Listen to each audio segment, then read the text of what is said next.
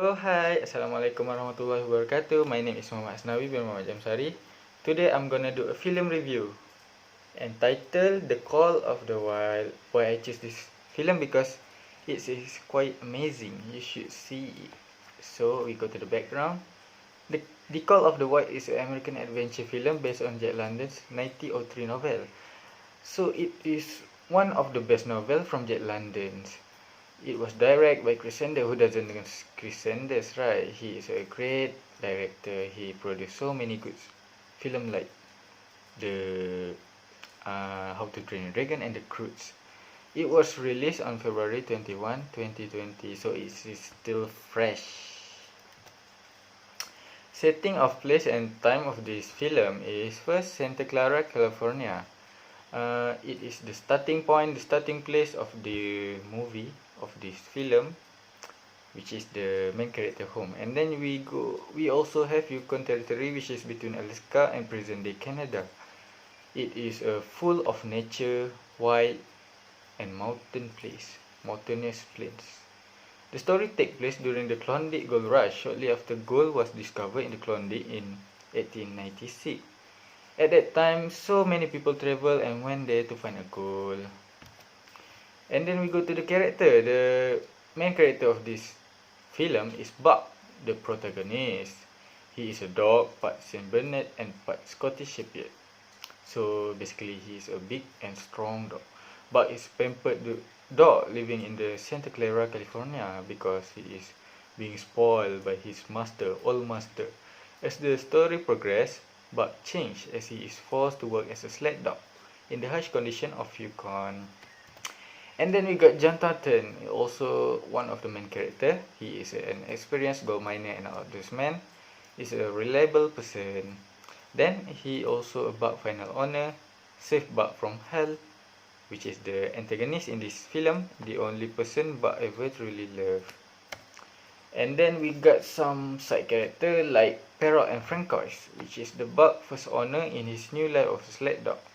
They work for the Canada government carrying message. And then we also get a vicious antagonist dog, which is Spitz, Buck's enemy, a violent, a cruel late sled dog. We also got a antagonist human in this film, which is held by Buck and his team from Scott, inexperienced, selfish man searching for gold, hoping to get rich. We go to the plots. The story starts when Buck lives contentedly in Santa Clara, California. But one night, Buck is abducted and shipped to Yukon. In Yukon, Buck meets other dogs, including the vicious pet leader, a husky named Spitz. The story gets more interesting when one night Buck and Spitz had a fight and Spitz disappeared after being pinned down by Buck in front of the pet. Then, Perrault met Buck as a new leader. And then, Perrault this is the plot twist of this film. When Perrault needs to sell the dog after knowing the mail route is being replaced. And then Hal, which is the antagonist of this film, buys the pack and forces them to approach an unstable frozen lake. But refuses to remove. Hal threatens to shoot him. And then this is a fascinating scene when Thornton appears and rescues Buck from hell. And then Thornton and Buck travel beyond the Yukon map. They do their daily life like fishing and mining. And then, which is the climax plot, when Hal subsequently finds and shoots Thornton. And then Buck kills Hal by pushing him into the cabin, which has caught on fire. A touching scene and plot after that, when Thornton said to the Bucks, "You are home, Bucks." Thornton wants Buck to live for himself with the wolf in the wild, but return to the wilderness. That's the end of the story.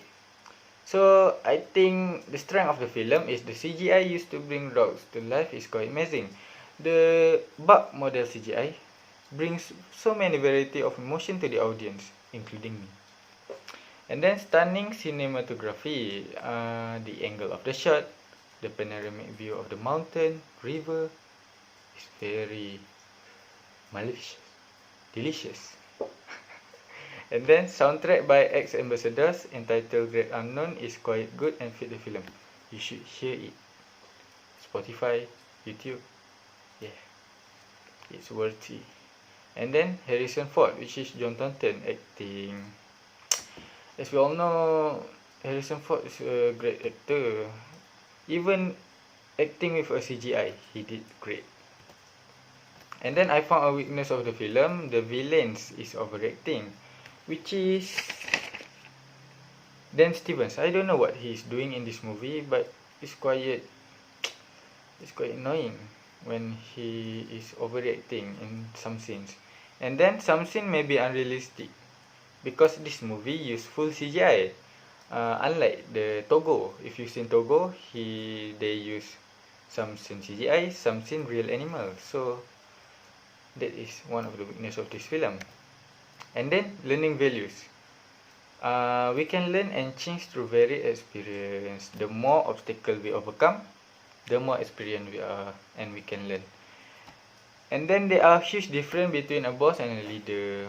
Boss just manage their employee, their under, but a leader bring the happiness to the employee to do a job.